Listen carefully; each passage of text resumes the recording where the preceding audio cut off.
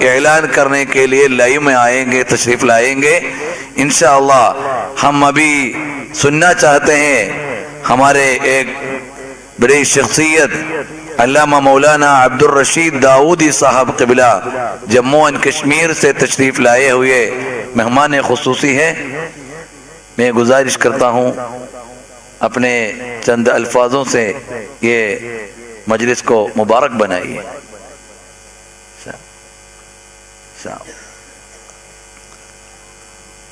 الحمدللہ کیرلا کے آلپڑا ضلع میں، کرناٹک کا منگلور میں، اور تمل ناڈو کا کوئمبتور میں، اوڈیشہ کا کٹک میں، ویسٹ بنگال کا اسلام پور میں، اسی طرح الحمدللہ 17 ریاستوں میں اوپن پبلک پروگرام ہو رہا ہے۔ ابھی دلی ہے، دلی میں کچھ قانونی طور پر پبلک پروگرام رکھنے کے لیے کچھ قانونی وجہ سے آپ لوگ جانتے ہیں، اس لیے ایسا ایک انڈور پروگرام بنایا۔ انشاءاللہ تشریف لائے۔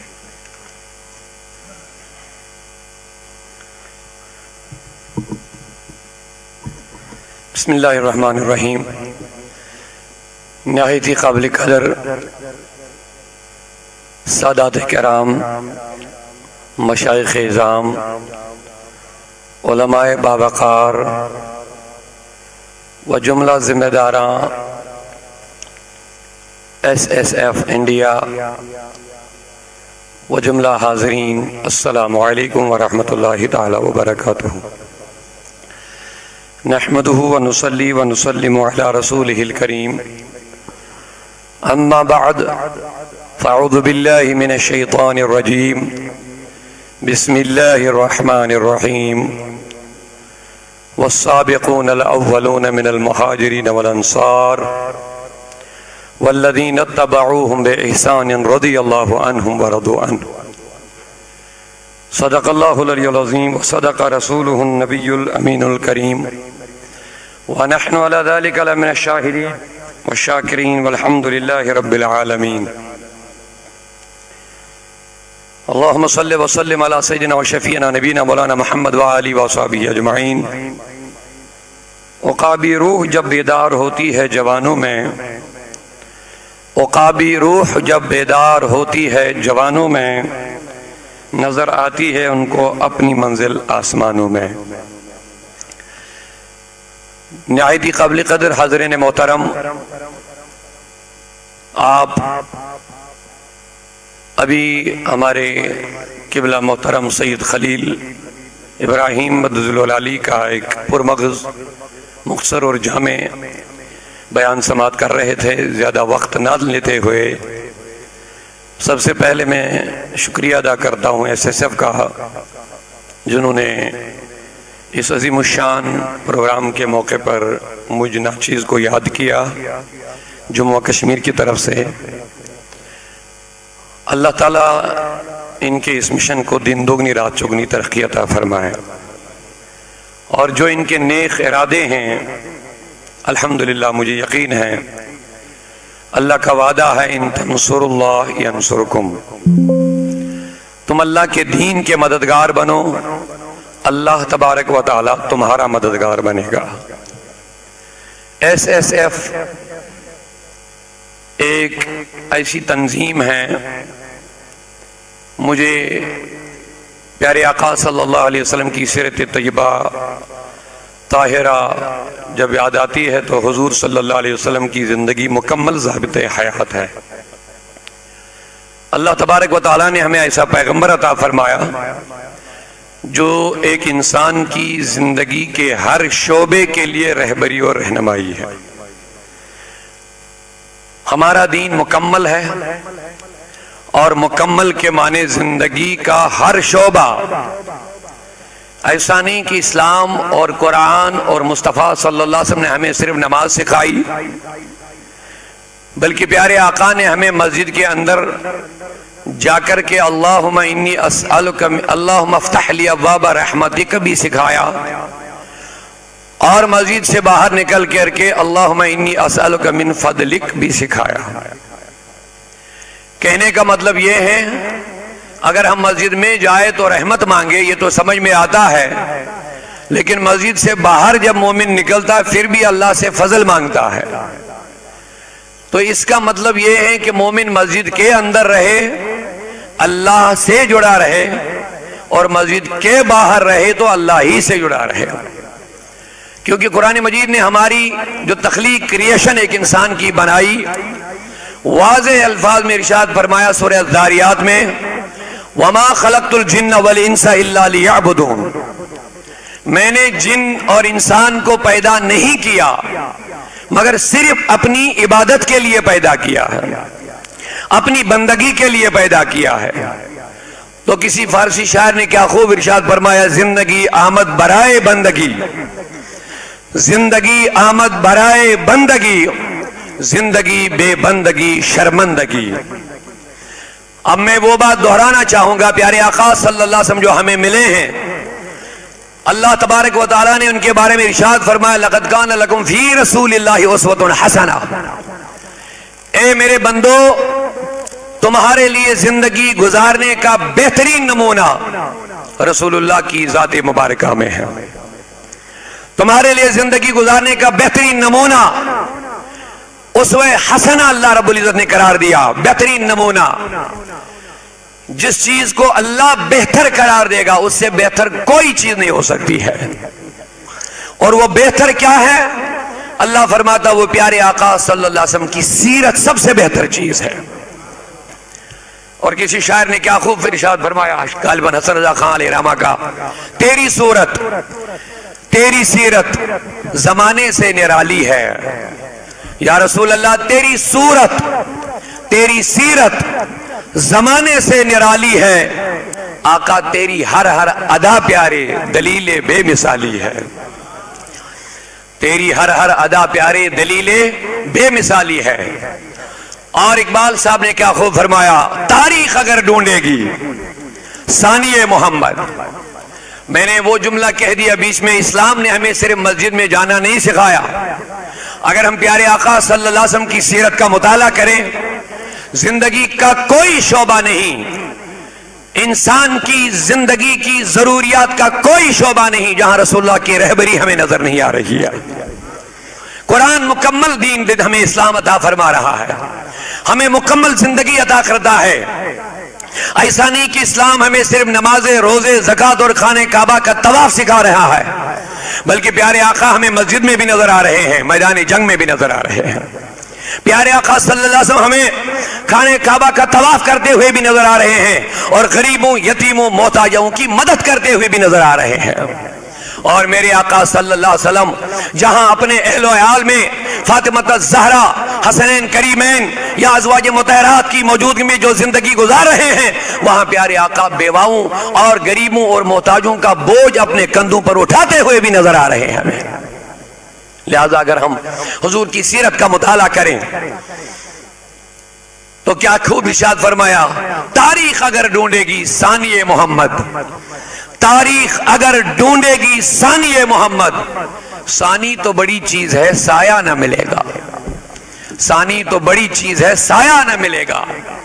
اب کہنے کا مطلب یہ ہے، اب پیارے آقا صلی اللہ علیہ وسلم پوری انسانیت کے لیے رہنمائی اور رہبری کے لیے تشریف لائے ہیں. اللہ تبارک و تعالیٰ نے ارشاد فرمایا تمہارے لیے زندگی گزارنے کا بہترین نمونہ پیارے آقا کی ذات مبارکہ میں ہے. اب جب اللہ نے یہ لفظ یہ ارشاد فرمایا تمہارے لیے زندگی گزارنے کا نمونہ حضور کی ذات میں ہے، تو پتہ چلا زندگی کا کوئی گوشہ ایسا نہیں ہو سکتا ہے جہاں ہمیں حضور کی رہبری میسر نہ ہو. پیارے آقا کو جس انداز سے بھی آپ دیکھیں گے رہنمائی میسر ہو جائے گی. پیارے آقا کو حاکم کے طور پر بھی دیکھ سکتے ہو آپ، پیارے آقا کو غریبی اور امینی کی شکل میں بھی دیکھ سکتے ہو، ایک بیٹی کا باپ بھی دیکھ سکتے ہو، حسنین کریمین کا باپ بھی آپ دیکھ سکتے ہو. ازدواجی زندگی دیکھنی ہے تو رسول اللہ کی دیکھو. کامیاب ترین دنیا میں جو انسان ہے وہ محمد رسول اللہ ہے. یہ میں نہیں کہتا ہوں، دنیا کو یہ ماننا پڑا ہے، بلکہ جتنے بھی مورخین دنیا میں ہیں آپ نے سنا ہوگا. آپ کی یاد دہانی کے لیے میں عرض کرنا چاہوں گا، مائیکل ہارٹ نے جو کتاب لکھی ہے دا 100%، دنیا کی کامیاب ترین شخصیات میں 100 شخصیات کا لسٹ تیار کیا ہے. दुनिया में जो छा गए हैं दुनिया के ऊपर, वो 100 शख्सियात की लिस्ट तैयार कर ली और एक किताब तरतीब दी 100%। लेकिन सबसे पहला नंबर लिखने वाला तो नॉन मुस्लिम है, लेकिन पहला नंबर द प्रॉफिट मोहम्मद का आया है। अब उन्होंने कहा जनाब अगर आपने 100 शख्सियात का इंतखाब किया, आप तो खुद इनके मानने वाले हैं ही नहीं, आप इनके फॉलोवर तो है ही नहीं, आपने इनका फॉलो तो किया नहीं इनको, लेकिन पहला नंबर इनको क्यों लाया? कहा अगर मैं अपनी किताब में इनका पहला नंबर ना लाता तो मेरी हिस्ट्री लिखने के साथ खयानत हो जाती, तारीख के साथ खयानत हो जाती। लोगों ने कहा क्यों? कहा मैंने जो 100 शख्सियात का मुताला किया, 99 शख्सियात का जब मैंने मुताला किया, उनमें से हर एक शख्स मैंने देखा मां से जब पैदा हुआ, थोड़ा बालिग हो गया, वालिदैन ने किसी मदरसे में डाला, स्कूल में डाला, कॉलेज में गया, यूनिवर्सिटी में गया, और किसी उस्ताद के सामने बैठ करके उन्होंने पहले सीखा फिर सिखाया, पहले किसी के पास पढ़ा फिर पढ़ाया, पहले किसी के पास दुनिया में हासिल किया फिर लोगों तक पहुंचाया। लेकिन इन 100 शख्सियत में मुझे सिर्फ एक शख्स ऐसा नजर आया जिसने दुनिया में किसी से पढ़ा नहीं लेकिन दुनिया को पढ़ा दिया है। किसी के पास नहीं पढ़ा, लेकिन अब पढ़ा कहां से? जब पढ़ा नहीं तो पढ़ाया कैसे? अल्लाह कहता है अर्रहमान अल्लमल कुरान, रहमान ने अपने हबीब को कुरान सिखाया। तो किसी शायर ने बड़ा प्यारा शायर इरशाद फरमाया, कहते अंदाज हसीनों को सिखाए नहीं जाते, अंदाज हसीनों को सिखाए नहीं जाते, उम्मी लक़बी है पढ़ाए नहीं जाते, उम्मी लक़बी है पढ़ाए नहीं जाते। अल्लाह ने अपने हबीब को उम्मी कह दिया कुरान में। अब उम्मी की मीनिंग हम निकालेंगे तो किताब के हिसाब से अनपढ़, इलिटरेट, लेकिन जब हम यही लफ्ज हुजूर के बारे में कहते हैं, अल्लाह कहता उम्मी किसी और के लिए कमी तो हो सकती है, लेकिन मेरे प्यारे हबीब के लिए कमी नहीं, ये मेरे हबीब का कमाल है। हुजूर का उम्मी होना कमाल है। क्यों? क्योंकि दुनिया में कोई उस्ताद नहीं है अब जिसको अल्लाह ने खुद पढ़ाया होगा, जिसको अल्लाह ने खुद सिखाया होगा, जिसको अल्लाह ने खुद समझाया होगा। अब आप खुद बताइए उसकी तालीम कितनी आला होगी, उसकी तरबियत कितनी आला होगी, उसका पैगाम कितना वसी होगा। इसीलिए अल्लाह ने कह दिया लोगों अगर तुम कामयाबी चाहते हो तो रसूलुल्लाह के कदमों में आ जाओ, दुनिया में भी कामयाब हो जाओगे, आखिरत में भी कामयाब हो जाओ। डॉक्टर इकबाल ने क्या खूब कह दिया कि मोहम्मद से वफा तूने तो हम तेरे हैं। अब देखिए दो लोग दुनिया पे मरते हैं, लेकिन इकबाल ने यह नहीं कहा कि मोहम्मद से वफा तूने तो ये दुनिया तेरी है, क्योंकि दुनिया को रब ने कहा अब दुनिया मताउन कलील, ये कलील है, कम है, छोटा है। लेकिन जो मुस्तफा का सच्चा वफादार बनता है, अल्लाह कहता है दुनिया उसके इनाम में बड़ी चीज नहीं है, दुनिया बहुत छोटी है। मैंने कहा मौला फिर मुस्तफा के गुलाम जो सच्चा वफादार होता है, जब उसने कामयाबी हासिल की, अल्लाह कहता फाज़ा फौजन अज़ीमा, उसको बड़ी कामयाबी मिली। अगर बड़ी कामयाबी मिली तो बड़ी कामयाबी के लिए बड़ा इनाम भी होना चाहिए, लेकिन दुनिया को रब ने कलील कह दिया, कम कह दिया। लिहाजा जो मुस्तफा का सच्चा वफादार बन गया उसको बड़ी कामयाबी मिली, उसको इनाम में दुनिया देना ये नाइंसाफी है, ये इंसाफ नहीं है। मैंने कहा इकबाल फिर इस सच्चे अच्छे सच्चे वफादार मुस्तफा के लिए जिसको बड़ी कामयाबी मिली गुलामी मुस्तफा में, अब का इस कामयाबी के बदले में इनाम क्या मिलेगा? तो इकबाल कहता कि मोहम्मद से वफा तूने हम तेरे हैं। अल्लाह कहता जब तुमने रसूल की सच्ची वफादारी की, दुनिया तेरी नहीं है, हम तेरे हैं, अल्लाह ही तेरा है, अल्लाह ही तेरा। ये जहां चीज है क्या लौहो कलम तेरे। अब बात लंबी हो जाएगी, मैं बस मुख्तसर करना चाहूंगा। अल्लाह तबारक व तआला ने हमें मुस्तफ़ा अता फरमाया, लेकिन प्यारे आका ने फरमाया अल उलमा वरसतुल अंबिया, उलमा जो होते हैं ये नबियों के वारिस होते हैं। अब उलमा की ड्यूटी क्या है? बस वही ड्यूटी जो प्यारे मुस्तफ़ा की ड्यूटी है, हर मैदान में काम करना, चाहे सियासी हो, मुआशरती हो, समाजी हो। इस्लाम ने हमें एक एक बात की वजाहत फरमा दी है, जहां मुस्तफ़ा होंगे वहां कोई कमी नहीं है, जहां आका करीम की ذات ہوگی وہاں انسان کی زندگی کے ہر شعبے میں حکومت کا معاملہ ہو, رعایا کا مسئلہ ہو, آپ کو ہر جگہ نظر آئیں گے. اب آگے بڑھیں گے. اگر مصطفیٰ کی ذات مبارک کی عملی تصویر دیکھنی ہے, سیدنا ابو بکر صدیق کو دیکھنا پڑے گا, فاروق اعظم کو دیکھنا پڑے گا. عدل فاروق تمہیں مصطفیٰ کا عدل دکھائیں گے, فاروق حضرت صداقت صدیق کی صداقت تمہیں مصطفیٰ کا صدیق ہونا سمجھائیں گے. حضرت عثمان غنی کا حیا والا ہونا تمہیں مصطفیٰ کی حیا والی تعلیم سمجھ میں آ جائے گی. حیدر کرار کا علم و حکمت تمہیں مصطفیٰ کے علم و حکمت سمجھائیں گے.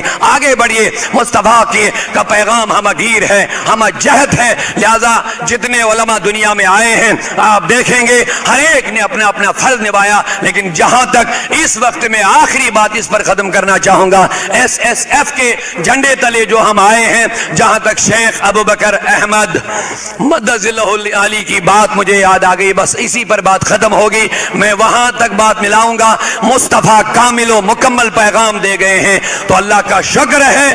نبی تو کوئی نہیں بن سکتا ہے, ایسا ہو ہی نہیں سکتا, لیکن رسول اللہ کے مصطفیٰ کی سیرت کے ترجمان تو دنیا میں بہت آئے ہیں, اور انہی ترجمانوں میں اس زمانے میں ایک بہت بڑے ترجمان مصطفیٰ رسول اللہ کی سیرت کے سب سے اعلیٰ اہم ترجمان ابو بکر احمد شیخ عمر احمد کی شکل میں ہمیں نظر آ رہا ہے. چاہے ایس ایس ایف آپ دیکھیں, مرکز و ثقافت و سنیا دیکھیں, ان کا کوئی بھی ادارہ دیکھیں, ہر میدان میں ان کا پیغام ہوتا ہے. ہماری دعا ہے ان کی جو دینی اور ملی اور عوامی اور اصلاحی خدمات ہے اللہ تعالیٰ قبول فرمائے اور اس میں اور زیادہ سے زیادہ ترقی عطا فرمائے. خوشی ہوتی ہے میں جموں کشمیر کی طرف سے شیخ ابو بکر احمد مدظ اللہ علی اور ان کی پوری ٹیم کو مبارکباد دینا چاہتا ہوں. جموں کشمیر کی طرف سے الحمدللہ وہاں بھی ایس ایس ایف اور باقی اداروں سکولوں وغیرہ کا کام ہے, دین کا مکمل پیغام ہم تک پہنچتا ہے. اللہ تعالیٰ تاک دین و دنیا کی ترقی عطا فرمائے. استغفر اللہ تعالیٰ ربی من کل ذنب واتوب الیہ. ماشاءاللہ حضرت علامہ مولانا داؤدی صاحب کی بلا تشریف لا رہے ہیں, اور جو ہم لاسٹ میں دیکھ رہے تھے وہ کرناٹکا اسٹیٹ کا بھی تھا. ماشاءاللہ باقی کافی اسٹیٹوں میں آج پروگرام ہوا ہے, اور علامہ مولانا داؤدی صاحب کے لیے ہم دعا بھی کرتے ہیں. کشمیر میں کئی مشکلات کے بیچ میں وہ سنیت کا تبلیغ کر رہے ہیں, اور ہماری عقیدت جو ہے کبھی گڑبڑی کا عقیدت نہیں ہے. سنیت کا عقیدت جو ہے پیار محبت کا ہے, امن شاندی کا ہے, اور سنی عقیدت ہمیشہ جو ہے گڑبڑی کرنے والے کو عزم نہیں ہوتا ہے. اور حضرت کے اوپر کہیں کشمیر میں حملہ بھی ہوا ہے آتنکوادیوں کی طرف سے. یہ ہوا کوئی 2-3 ساتھی جو حضرت کے ساتھ تھے, ادھر حضرت کے ساتھ جو تھے 2-3 ساتھی, شاید 7 لوگ, حضرت کے قافلے میں دشمنوں کی طرف سے حملہ ہوا.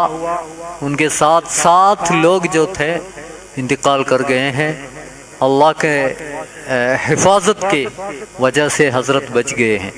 ویسی حالت میں سنت کی تبلیغ کرنے والے بہت بڑے عالم دین, اللہ تعالیٰ ان کی زندگی میں برکت دے. آخری خطاب کے لیے حضرت کو دعوت دیتا ہوں. بسم اللہ الرحمن الرحیم. السلام علیکم ورحمۃ اللہ تعالی وبرکاتہ.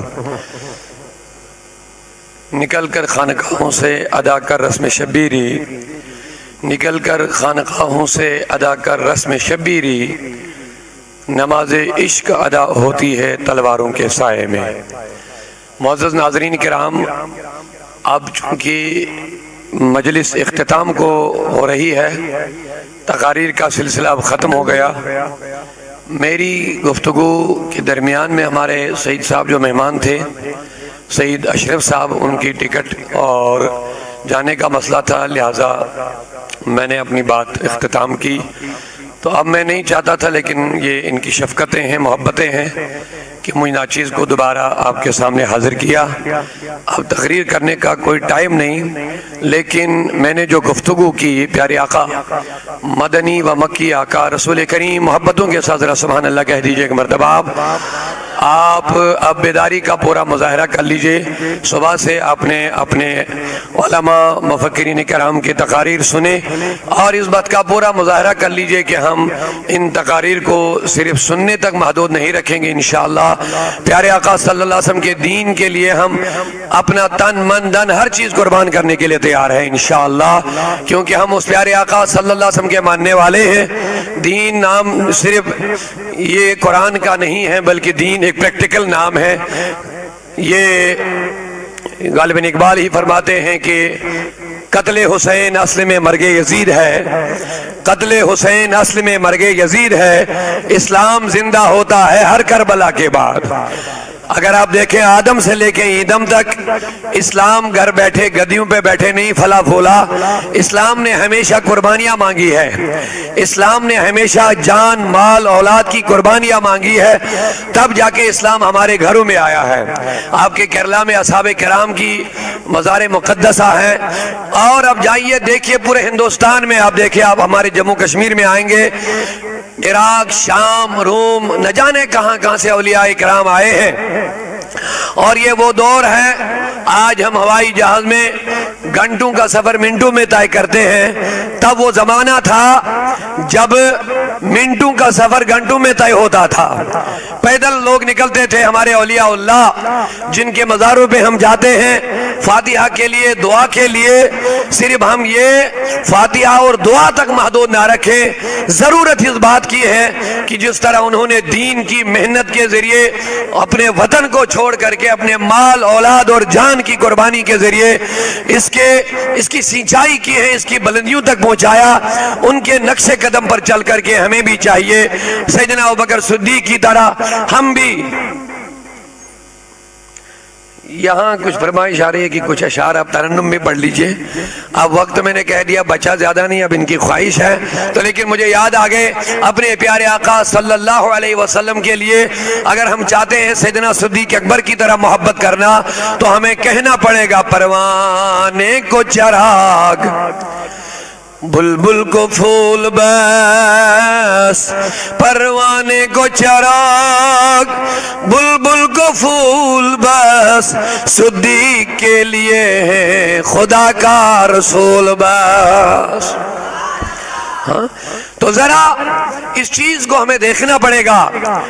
اگر ہم مہاجرین و انصار کو دیکھیں گے، وہیں سے آپ دیکھ لیجئے مہاجرین نے اس دین اس اسلام کے لیے اپنے وطن کو چھوڑا ہے، اپنے گھروں کو چھوڑا، اپنے مال کو چھوڑا، اپنے سب کچھ چھوڑ کر کے مصطفیٰ کے پیچھے پیچھے مدینہ منورہ چلے گئے.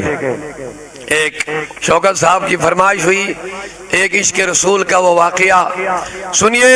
جب معاہدہ ہوا، صلح حدیبیہ کا معاہدہ آپ کے سامنے ہوگا. اس معاہدے کا ایک عہد میں بتاؤں گا، بس زیادہ وقت نہیں لوں گا. جب یہ معاہدہ ہوا کہ آپ اس سال واپس چلے جائیے، عمرہ نہیں ہوگا، آئندہ سال جب آئیں گے تو تلواریں بند کر کے آئیں گے. لیکن ایک اہم بات یہ اس میں بیچ میں ہوئی کہ مکہ سے اگر کوئی انسان مسلمان بن کے نکلے اس کو آپ کو مدینے میں جگہ نہیں دینا ہے.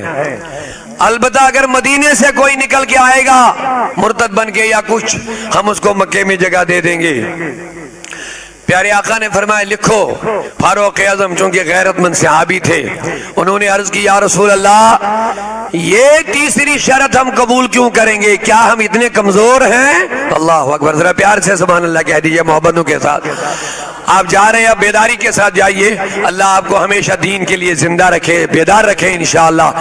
فاروق اعظم کی غیرت کو یہ گوارا نہ ہوا کہ یہ کیسے ہم برداشت کر سکیں گے کہ مکے میں کوئی مسلمان ہجرت کر کے مدینہ آئے ہم اس کو جگہ نہ دیں، اور مدینے سے کوئی نکل کے بھاگ جائے گا مکہ آپ ان کو جگہ دیں گے. لیکن پیارے آقا کی نظریں بہت دور تک تھی. اعلیٰ حضرت امام عشق و محبت اعلیٰ حضرت علیہ رحمہ فرماتے اور کوئی غیب کیا، اور کوئی غیب کیا تم سے نہاں ہو بلا، جب نہ خدا ہی چھپا تم پہ کروڑوں درود. کسی ایک شاعر اور نے بھی کہہ دیا اللہ نے محبوب کو ایسا بنایا، اللہ نے محبوب کو ایسا بنایا، رہتے ہیں مدینے میں زمانے کی خبر ہے۔ فرماتے ہیں پیارے آقا نے کہا عمر اعتراض نہ کر، جو میں نے کہا وہ لکھ لو۔ یہ تیسری شرط بہت گراں گزری صحابہ پر، لیکن حضور کا حکم تھا، کسی نے اعتراض نہ کیا۔ اب سنیے، زمانہ گیا، صحابہ واپس چلے گئے، مدینہ میں بیٹھے۔ اسی درمیان میں مدینہ سے ایک عاشق رسول رسیاں توڑ کر کے مدینہ کی طرف نکلنے لگا، مکے سے بھاگ کے آیا۔ اس کو مکے کے دشمنوں نے، کفار نے باندھ کے رکھا تھا اور اس کے ہاتھوں میں رسیاں بندھی ہوئی تھی۔ اس نے ان رسیوں کو توڑا اور بھاگ کے مدینہ پہنچ گیا۔ اب سنیے پیارے آقا کی شان، جب رسول اللہ کے پاس آئے، سنیے انہوں نے عرض کیا حضور یہ دیکھیے میرے ہاتھوں میں ابھی بھی رسیاں بندھی ہے، میری پیٹھ پر دیکھیے رسیوں کے نشان ہیں، میں رسیوں کو توڑ کر کے آپ کے پاس آیا، مجھے مدینہ میں جگہ دیجئے۔ قربان جائیے مصطفیٰ کے عہد پر جو اس نے وعدہ کیا۔ اس نے کہا صحابی ہم وعدہ خلافی کرنے والے نہیں ہیں۔ سنیے اب ایمان کا جذبہ دیکھیے، ہم وعدہ خلافی کرنے والے نہیں ہیں۔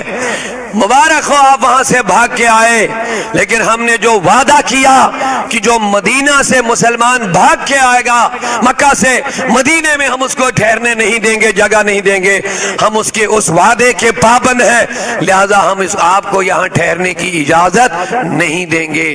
اب بتائیے، یہ ایک امتحان کی گھڑی تھی صحابے کے لیے، اتنی مصیبت سے وہ چھوٹ کے آیا تھا، پریشانیوں سے نکل کے، رسیوں سے نکل کے، ظالم کے چنگل سے نکل گیا تھا، صرف ایمان کی خاطر، اسلام کی خاطر، مصطفیٰ کی محبت کی خاطر، قرآن کی عظمت کی خاطر نکل آیا تھا، لیکن اس کا کوئی ویلکم نہیں ہوا، اس کا کوئی ریسپانس مدینے میں نہیں ہوا کہ آپ آئے، آ جاؤ بیٹھو، وہ کیا کریں گے؟ نہیں، مصطفیٰ نے اپنے وعدے کو پورا کرنے کے لیے کہا ہم وعدہ نہیں توڑیں گے۔ یہ ہے رسول اللہ کی تعلیم، یہ ہے مومنانہ شان، یہ ہے ہمارے لیے تعلیم۔ صحابی کا غیرت کا معاملہ ہے۔ اب سنیے، انہوں نے ایمان سے منہ نہیں موڑا، انہوں نے کہا حضور ایسا نہیں کہا کہ آپ مجھے جگہ کیوں نہیں دیں گے، ناراض ہو کے نہیں نکلے، کیونکہ انہوں نے ایمان کا سودا کر لیا تھا، انہوں نے رسول کریم کے قدموں میں اپنا سر ڈال لیا تھا اور رسول اللہ کی دامن مبارک میں آ گئے تھے، انہوں نے سودا کیا تھا۔ اب ناراضگی نہیں، بلکہ انہوں نے کہا حضور آپ کا جب وعدہ ہے تو میں بھی واپس نہیں جاؤں گا۔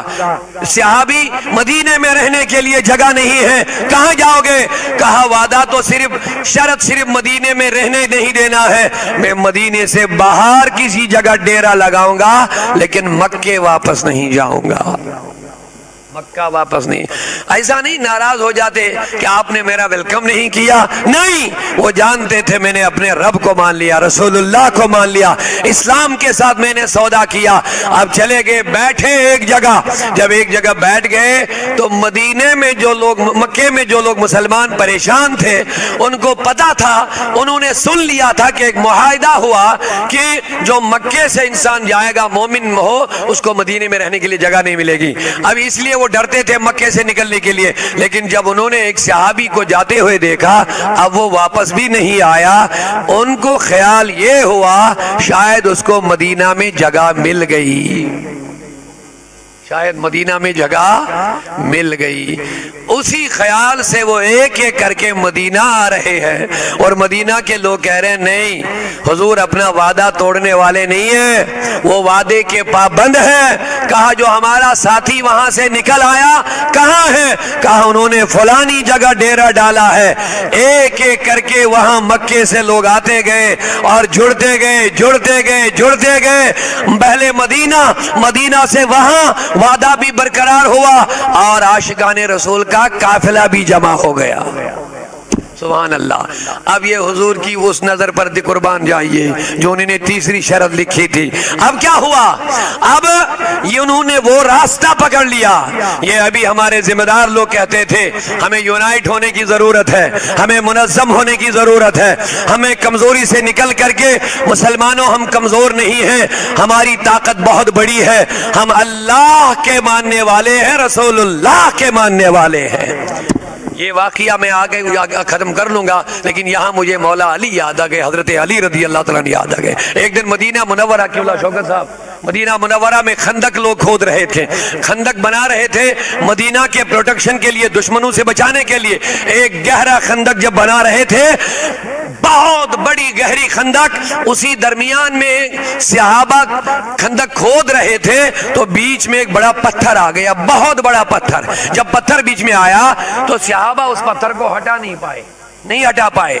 कोशिश कर ली कि उसको हटाएंगे लेकिन नहीं हटा पाए। उनको याद आ गया फातेह खैबर मौला अली को बुलाया जाए, क्योंकि उनके दिमाग में यह बात मौजूद थी। हजरत अली ने खैबर के किले का दरवाजा बाएं हाथ से उखाड़ा था, बाएं हाथ से निकाल दिया था और उसको सिपर के बदले जंग में, जिहाद में इस्तेमाल किया था जब तक खैबर का किला आजाद हो गया था। फिर उस खैबर के किले के दरवाजे को बाएं हाथ से दूर फेंका और जब दूर फेंका, कहते हैं 40 सहाबा उसको उठाने के लिए आए, दरवाजे को 40 सहाबा भी नहीं उठा पाए।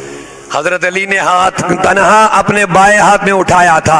अब उनको वो बात याद आ गई, कहा अली रज़ी अल्लाह अन्हु को ले आओ, वही इस पत्थर को हटा पाएंगे क्योंकि वो हम में से सबसे बहादुर है। हजरत अली रज़ी अल्लाह अन्हु आ गए। आने के बाद उन्होंने पत्थर को धक्के मारना शुरू कर लिया, लेकिन पत्थर नहीं हिल रहा है। हटाना चाह लेकिन नहीं हट रहा है, हिलाना चाह नहीं हिल रहा है। लोग बड़े हैरान हो गए, कहने लगे अली रज़ी अल्लाह अन्हु, ये पत्थर उतना वजनी नहीं है जितना वजनी खैबर का किले का दरवाजा था, आपने उसको बाएं हाथ से उखाड़ के फेंक दिया। ये वजनी उतना नहीं, इसका वजन वेट ज्यादा नहीं, आप इसको क्यों नहीं हिला रहे हैं? हजरत अली तबस्सुम करके फरमाते हैं, ओ लोगों सुनो राज क्या है। आज इस पत्थर को उठाने के लिए मैं खुद अपनी मर्जी से आया, लेकिन खैबर के किले को निकालने के लिए खुद नहीं गया, मुस्तफा ने मुझे भेजा था वहां के लिए, वहां रसूलुल्लाह ने मुझे भेजा। तो हजरत अली ने यह अकीदा दे दिया है, हमारे पीछे जो असल ताकत है वो ताकत, हजरत इकबाल ने खुद क्या कह दिया, कुव्वते इश्क से हर पस्त को बाला कर दे, कुव्वते इश्क से हर पस्त को बाला कर दे, दहर में इसमें मोहम्मद से उजाला कर दे। मैं बात खत्म करना चाहता हूँ। ये काफिला बन गया आखिरकार। एक आदमी को मदीने में जगह नहीं मिली, लेकिन उन्होंने एक आइडिया बनाया, एक प्लान बनाया। कहा मक्के भी नहीं जाऊंगा, मदीने में भी जगह नहीं, ऐसी जगह बैठूंगा, ऐसी जगह जहां से मक्का के लोगों के काफिले गुजरते हैं, तिजारत के काफिले। एक दिन बड़ा काफिला बन गया। अब देख लीजिए, एक एक करके काफिला बन गया। अल्लाह अकबर। आप भी देख रहे होंगे किबला शेख साहब की जिंदगी में। अभी नईमी साहब से पूछ रहा था उनकी उम्र शरीफ के बारे में, फरमाते तकरीबन 80 साल की उम्र है, लेकिन मुझे फख्र हो रहा है, नहीं लग रहा मुझे जवान लोग इतनी मेहनत करते जितने शेख साहब इस बुढ़ापे में भी करते हैं। ये ईमानी गैरत होती है, ये ईमानी क़ुव्वत होती है, ये रसूलुल्लाह के दीन की दर्द होती है। ये वही दर्द करवाती है जो सीने में शेख साहब के मौजूद है। रसूलुल्लाह की मिल्लत की, रसूलुल्लाह की उम्मत की, रसूलुल्लाह के दीन की जो दर्द उनके सीने में है, वो दर्द आज इस बुढ़ापे में भी उसको अपने घर में बैठने नहीं देती है। अल्लाह ताला उनको सेहत व तंदुरुस्ती से नवाजे। तो नतीजा ये निकला, जब एक बहुत बड़ा काफिला उस रास्ते पे जमा हुआ जहां से कुफ्फारे मक्का का तिजारती काफिला निकला करता था, एक दिन उन्होंने एक बार उस पे हमला कर दिया और सारा माल हासिल कर लिया। अब हुआ क्या? बस बात खत्म हो रही है। अब हुआ क्या? जो शर्त, तीसरी शर्त मक्का के कुफार ने लिखवाई थी कि ये शर्त लिखो, जो मक्के से जाएगा मदीने में जगह नहीं देना उसको, जो मदीने से आएगा हम मक्के में उसको बसने देंगे। अब वही लोग आ गए, हुजूर ये तीसरी शर्त खत्म कर लेंगे। وہی لوگ ادھر سے آ گئے، جناب ہمارے قافلے رک رہے ہیں، تجارتی مال ختم ہو رہا ہے، اب مہربانی کرو جو تیسری شرط ہم نے لکھی تھی اس کو ختم کرو۔ میرے نبی نے کہا اب ختم کی بات نہیں ہے، اب فتح مکہ ہوگا، اب فتح مکہ ہوگا۔ اور تاریخ لکھتی ہے یہی وجہ بنی، پھر مسلمان مضبوط ہو گئے، اور مضبوط ہونے کے بعد مکہ میں داخل ہو کر کے ساری بت پرستی کا خاتمہ ہو گیا اور سارے باطل پرستوں کے زلزلے آ گئے، رسول اللہ فاتحہ بن کے مکے میں داخل ہو گئے۔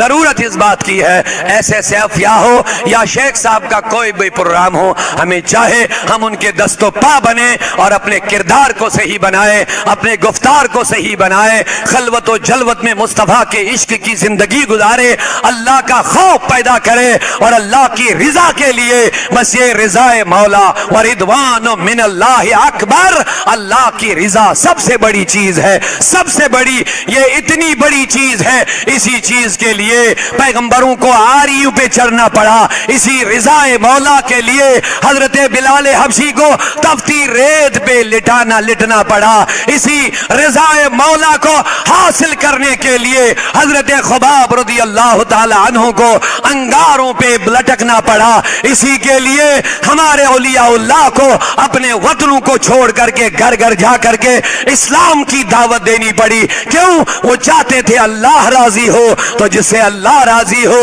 اسے بڑی نعمت ملتی ہے۔ آپ کہیں گے وہ نعمت کیا ہے؟ حدیث پاک کا آخری نقطہ لو، اللہ کے نبی نے فرمایا جنتیوں کو جنت میں جب اللہ اپنا دیدار عطا کرے گا، اپنا دیدار عطا کر کے کہے گا مانگ لو جنتیوں، اب کیا چاہیے؟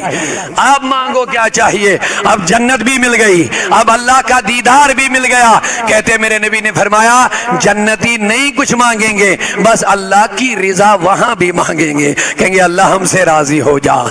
اللہ تعالی ہم سب کو اپنی رضا سے نوازے اور ہمیں یہ خلوص بھری دولت عطا فرمائے، ہم ایسے صف کے اس پروگرام کو کامیاب بنائے اور ایک اسلامی انقلاب پیدا کرے انشاءاللہ۔ میں نے جو پہلے والی گفتگو میں بات بتائی تھی، ہمارا دین مکمل ہے اور یہی دعا ہے دین اسلام دنیا کے ہر شعبے میں قائم و دائم ہو جائے اور دنیا میں نظام مصطفیٰ قائم ہو جائے۔